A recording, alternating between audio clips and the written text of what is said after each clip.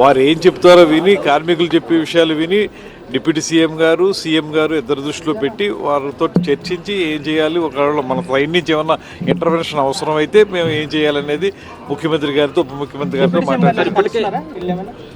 వీరు అక్కడ బహుశా కలవచ్చు అండి. నాకు ప్రస్తుతానికి అయితే మనకు వచ్చి ఊరికి మాట్లాడి వెళ్తాం, మేము ఏ టైంలో మీరు ఉంటారని అడిగారు.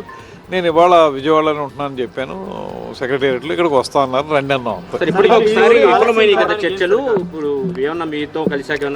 ఇది వాళ్ళు చర్చలకి సంబంధించానో లేకపోతే సమ్మెకి సంబంధించానో స్పెసిఫిక్గా ఒక ఎజెండాతో నాకేం చెప్పలేదు. వచ్చి కలుస్తాం, ఒకసారి జరుగుతున్న పరిణామాలు మీకు తెలియజేస్తాం అన్నారు.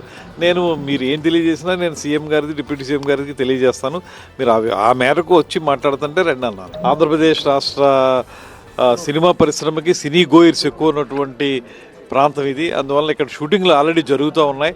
జరుగుతూ మాత్రమే కాకుండా ఇక్కడ మౌలిక సదుపాయాలు కూడా ఏర్పాటు చేయడానికి ప్రభుత్వం సిద్ధంగా ఉంది. అన్ని వేళల్లో కూడా వారు ఒకవేళ ఇక్కడ స్టూడియోలు నిర్మించాలన్నా లేకపోతే రికార్డింగ్ థియేటర్లు, రికార్డింగ్ థియేటర్లు నిర్మించాలంటే తప్పనిసరిగా సహకారం అందిస్తాం.